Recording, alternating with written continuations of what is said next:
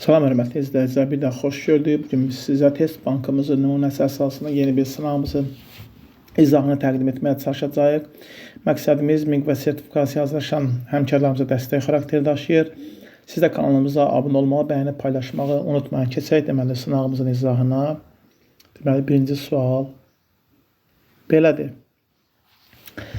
Rəvvadi hökmdarı Vəhsudan çətin vəziyyətdə olduğu bir vaxtda ölkə yadelli hücumlarına məruz qaldı. Səlcuq Sultan 1. Toğrul'la mübarizə aparmağın mənasız olduğunu görüb ona tabi oldu və nəticədə Səlcuqlar Azərbaycanın işğal başa çatdırı. Xeyr, bu Şirvanşahlara 1066-da baş verib.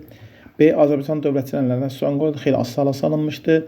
C-yə baxırıq. Azərbaycanın cənubu Səlcuqların hakimiyyətinə tabi edildi. Məhz 1054-cü cavab C bəndidir.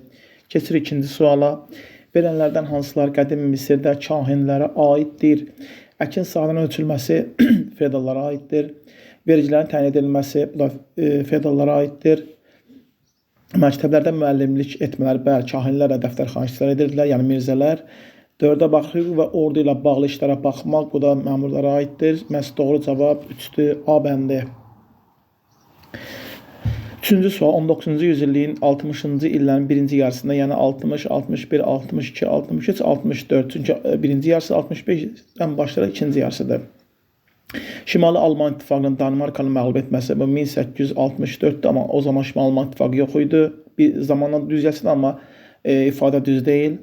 2-yə baxırıq, ABŞ-də vətəndaş müharibəsi başa çatması 1865-də ikinci yarısıdır. 3-ə baxırıq, Şimali Azərbaycanın duz mədənlərində məcbur əmək ləğv oldu 1868 Naxçıvanda, bu da ikinci yarısıdır. 4-ə baxırıq, Çində Tirek müharibəsinin başa çatması 1856-60-cı il, ikinci Tirek müharibəsi, Pekin müqaviləsi, bəli, məhz doğru cavab 4-dür, C bəndi. 4-cü sual xronologiyalığı müəyyən edin. Dəndəkan döyüşünün baş verməsi 1040, Eldənizə dövlətinin yaranması 1136, Malazgirt döyüşünün baş verməsi 1071, Kəstranlə Şirvanda hakimiyyətə gəlməsi 1027, birinci gələcək 4, sonra 1, 3, 2, yəni 41, 32, cavab B bəndidir.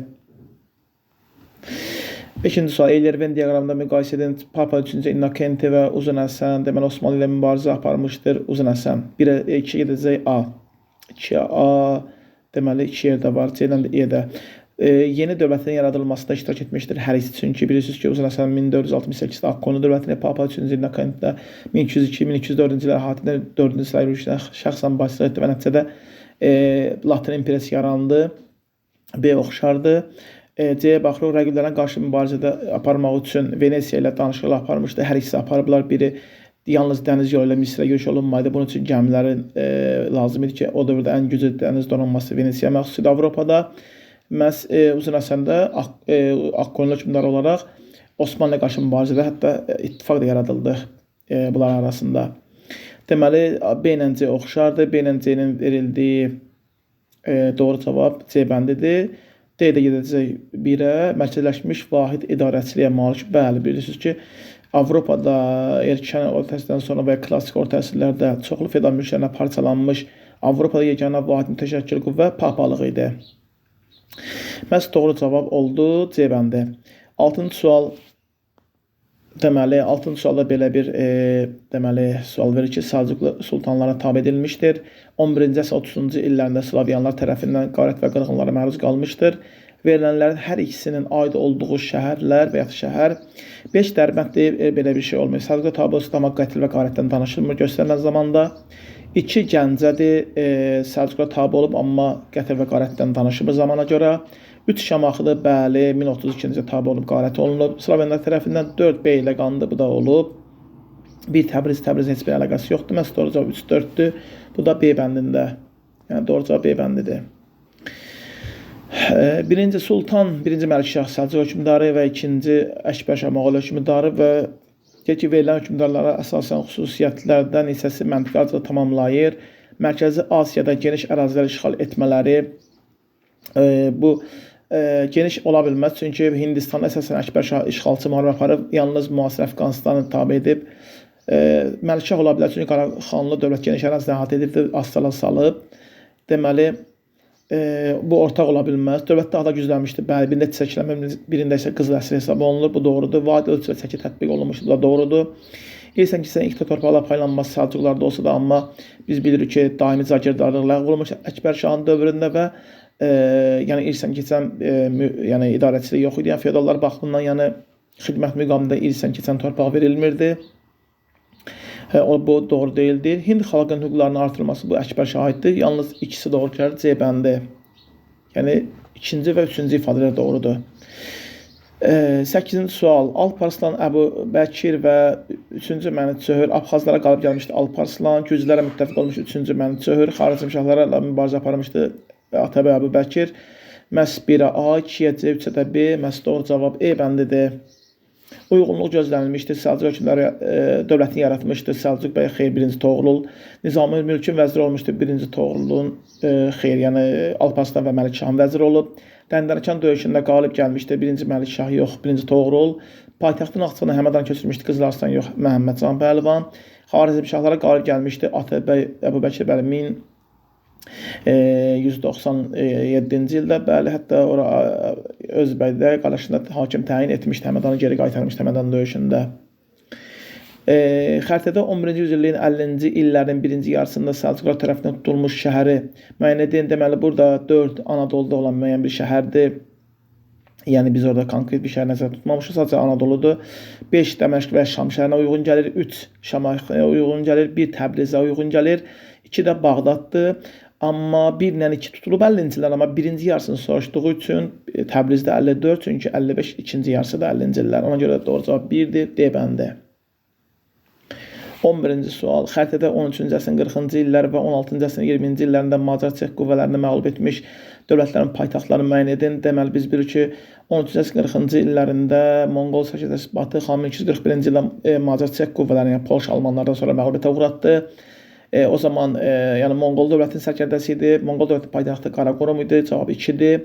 16-cı əsrin 20-ci illərdə Sultan Süleyman Qanuni Macar-Çek qüvvələri 1526-cı ildə Muxaz döyüşündə məğlub etdi. Bu Osmanlı dövlətinin qüdrətinin zirvəsi oldu. Bu döyüşün nəticəsində Osmanlı dövləti yəni qüdrətinin zirvəsinə çatdı.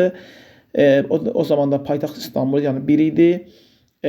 Doğru cavab 1 ilə 2-dir. D bəndi. 3 Qızıl Ordu dövləti paytaxtıdır. Batı xan tərəfindən salınıb, amma o zaman Qızıl Ordu dövləti yox idi. Monqol sərkərdəsi idi Batı xan. 4 Teymurların paytaxtı Səmərqanda uyğun gəlir. 5 də Herat və yaxud da Səlcuqların və digər dövlətlərin paytaxtlarına uyğun gəlir. Məhz doğru cavab D bəndidir. 12-ci suala baxırıq. Xəritədə işarələnmiş şəhərə aid düzgün məlumatın verildiyi bəndi müəyyən edin.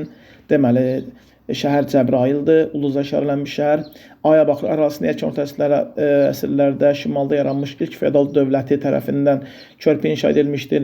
Biz bilirik ki, körpü inşa olunub 27-ci ildə erkən orta əsrlərdə və şimalda olan dövlətin hökmdarı Fəzl ibn Məhəmməd inşa etdirib, amma ilk feodal dövləti deyildi. Bu ilk feodal dövlətimiz Şirvanşahdır, amma bunu inşa etdirən Şəddadilər olmuşdur, düz deyil. B-yə baxırıq. 1-ci Rus inqilabı dövründə Erməni daşnaq qüvvələri tərəfindən fərqli illərdə 2 dəfə, yəni 1905-7-ci illərdən geri söhbət, 2 dəfə qırğınlığa törədə bu Şuşa şəhərinə aid olacaqdır. Yəni Cəbrayılə aid deyil. Deməli, C-yə baxırıq. 1993-cü ilin sonlarında erməni tank qüvvələrinin və ya birləşmə hücumlarına qarşı salınmışdı. Bu B ilə qandı. Nəticədə uğurlu Horadiz əməliyyatı başlandı. 1-ci Qarabağ müharibəsində. D-yə baxırıq. 20-ci əsrin 20-30-cu illərində Qəza mərkəzi kimi ərazisinin müəyyən hissəsini ermənilər və Qazaxla birlikdə bəli itirmişdi. Doğru cavab D bəndidir. E bəndinə baxırıq. Qarabağ iqtisadi rayonuna daxil edilmişdir. Xeyr, bu Şərqi Zəngəzura aiddir. Çünki Laçın, Qubadlı, Zəngilan və Cəbrayıl Şərqi Zəngəzura aiddir. 2021-7 il tarixində verilmiş prezidentin sərəncamına əsasən. Məhz doğru cavab D bəndidir. 13-cü sual. Verilənlərdən hansılarına Papanın Almaniyada topladığı vergilər sərf edilirdi? Yeni kilsələrin tikilməsinə bəli, bu doğrudur. Türklərlə aparılan müharibənin maliyyələşdirilməsinə, bu da doğrudur. Reformasiya, Almaniya reformasiya mövzusunda verib, kimsə baxa bilər. 3-ə baxırıq, şərqdə yaranmış yəni xaçlı dövlətlərinin güclənməsinə xeyr əlaqəsi yoxdur. Şərqdə qalət etdikləri sərvətlə belə deyə də qidalanırdılar. 4. Avropada acılıq və səfalətə əksinə məhz Papanın yığdığı vergilər, soyğunçu vergi siyasəti, Avropanın talaması acılıq və səfalətin səbəblərindən biri idi. Ona görə doğru cavab 1-dən 2-dir. Bu Bu da B bəndində öz əksini tapmışdır.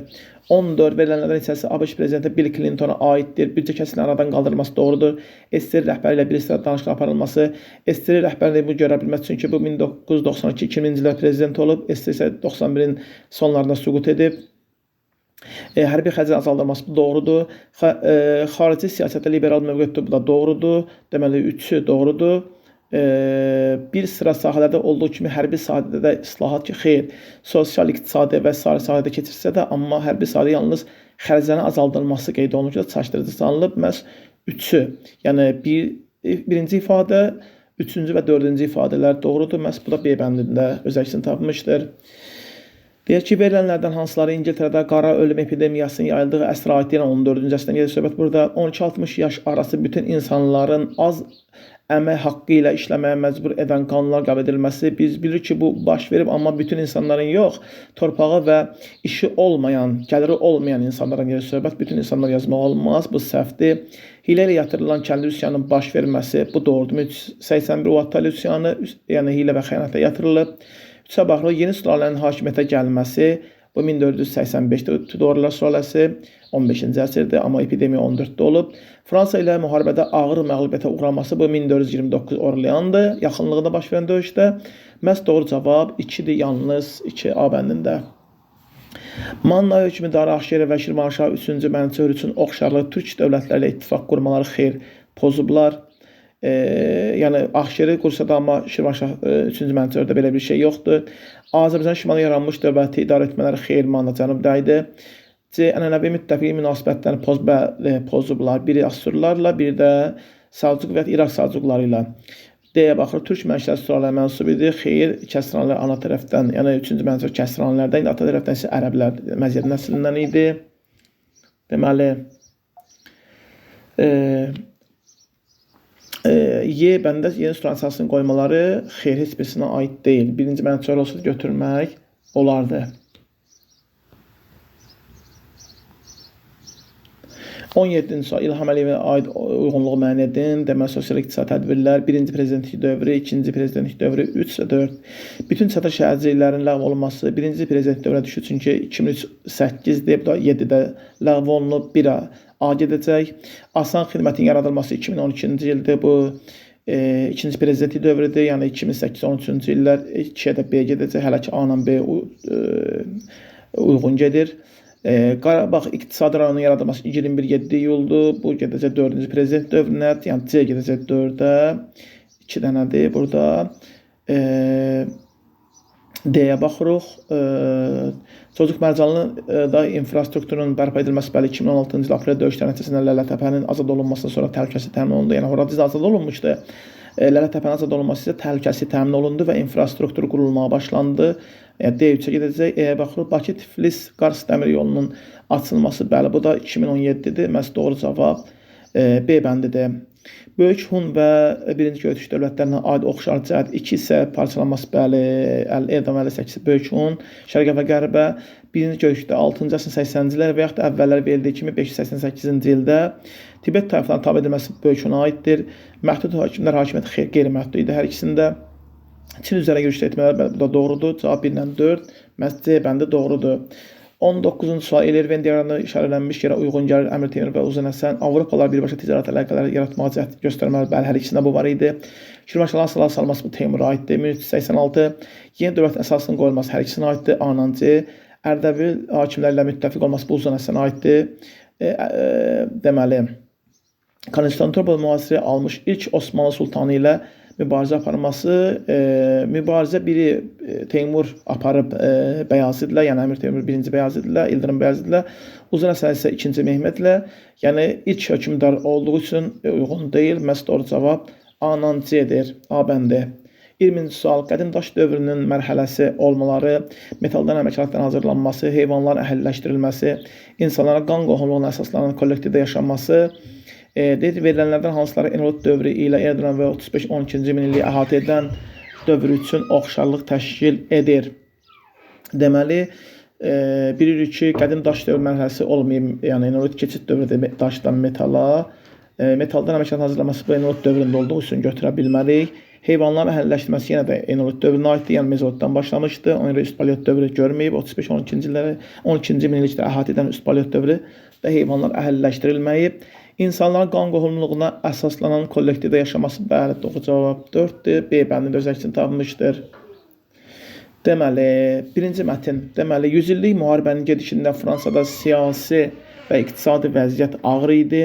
Fransa dövlətinin ardıcıl məğlubiyyətlərinin baş verdiyi bir vaxtda Fransada hakimiyyətə yeni kral gəldi. İkinci mətnə baxırıq. Səfəvi Osmanlı müharibəsinin ikinci mərhələsi baş verdi. Səfəvi dövlətinin iqtisadi vəziyyəti olduqca ağır idi. Eyni zamanda siyasi böhran da dərinləşirdi. Siyasi çəkişmələrin nəticəsində Səfəvi dövlətində taxta yeni şah çıxdı. Birinci və ikinci mətnlərdə haqqında bəhs olunan hökmdarların oxşar cəhətlərin doğru verildiyi uyğunluqları müəyyən edin.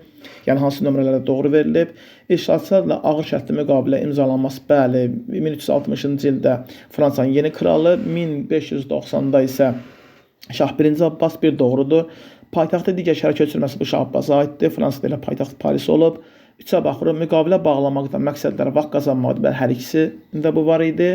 1-3 doğru cavab E bəndidir. 4-ə baxaq. Feodal ara müharibələrə son qoyaraq mütləq monarxiya idarəçiliyi yaratmaları Fransada 15-ci əsrdə 11-ci dolğun tədbirlər nəticəsində təşəkkül tapdı, yaranmağa şərait yarandı. 16-da tam olaraq mütləq monarxiya yaranıb Fransa tarixində daha doğrusu. Doğru cavab E bəndidir. 22-ci suala baxırıq. Xəritə sxemdə Səfəvilər dövlətində Bəylərbəy mərkəzi olmayan şəhər müəyyən edin. Deməli 1 İrəvanı Tursiyada mərkəzi olub, 4 Bərdədir. Gəncə olsaydı olacaqdı Qarabağ, amma səhvdir. Məsələn, doğru cavab 4 olacaqdı. 5-ə baxaq. Şamaxıda Şirvanın mərkəzi idi. 2 Təbriz Bəylərbəyinin mərkəzi idi. 3 də 1593-cü ildə yaradılmış Azərbaycan Bəylərbəyinin mərkəzi idi ki, məhz doğru cavab 4-dür, çünki Bərdədir. Gəncə olsaydı götürə bilərdik. Çində baş vermiş Tiananmen hadisənin səbəbi böyük sitayiş planının elan edilməsi, xeyr, aidiyyəti yoxdur. Bu 50-ci illər Tiananmen 80-ci illərdə baş verib. Siyasi azadlıqların məhdudlaşdırılması, məhz doğru cavab B bəndidir. Deməli, 13-14-cü əsrlər mədəniyyətinə, yəni memarlığına aid deyil. Naxçıvanda Fəzlullah Nəiminin məqbərəsi bu doğrudur. Bakıda Bali qalası bu da doğrudur. Yəni 13-14-dür. Təbrizdə Nəhəng Dövlətxana Saray Şeyx Üveys tikdirilmişdir. Bu da doğrudur. Ümidsiz, yəni 59 tutandan sonra. Naxçıvanda Gülüstan türbəsi bu da 13-14-cü əsrə aiddir. Marağada Göy Günbəz bu 12-ci əsr Naxçıvan memarlıq üslubunda inşa olunmuşdur. Məhz doğru cavab E bəndidir. 25-ci sual. Verilənlərdən hansılar Rusiyanın 18-ci əsrin ikinci yarısında xarici siyasətinə aiddir? Baltik dənizi sahillərinə çıxış əldə etmək, xeyr, 1700-1721 Şimal müharibəsinin nəticəsində iştirakçılığına buna nail olmuşdu. Qaradəniz sahillərinə möhkəmlənmək doğrudur, həm ərazi keçimi həm də möhkəmlənmək götürmək olar. Balkanlarda keçmiş müttəfiqi Avstriya ilə mübarizə, bəli, bu da var idi. Ukrayna və Belarusiyanı tamamilə tabe etməsi, bu artıq belə deyək də Respospolita ilə apardığı müharibənin nəticəsində buna nail olmuşdu. Məhz doğru cavab 2-3-dür. Bu da D bəndində öz əksini tapmışdır. 26-cı sual. Almaniyaya qarşı ikinci cəhbənin açılması haqqında qərar qəbul edilmişdir. SSR yeni qərb sərhədlərinin qəti tanınmasına nail olmuşdur. Paytaxt Berlində daxil olmaqla Almaniya ərazisi 4 işğal zonasına bölünmüşdür. Burada yəni birinci Tehran konfransıdır, ikinci yəni Yalta və Krım konfransı, üçüncü də Potsdam konfransıdır. Deyir verilmiş şərtlər verilmiş konfranslara aid ümumi cəhətlər müəyyən edin. İkinci Dünya müharibəsi gedişində bəli 43-də Tehran idi, 45-in fevralında Yalta, iyul-avqust aylarında da məhz Potsdam idi. Bir doğrudur. Faşist Almaniyası qarşı bir sıra məsələlərə müzakirə olunmuşdur. Bu da doğrudur. Birləşmiş Millətlər Təşkilatının iş qaydaları bu yalnız Krımda müzakirə olunub. 4-ə baxırıq. ABŞ prezidenti Franklin Roosevelt xeyr, Potsdamda iştirak etməyib. Artıq Harry Truman idi. Cavab 1-lə 2, məhz doğru cavab B bəndidir.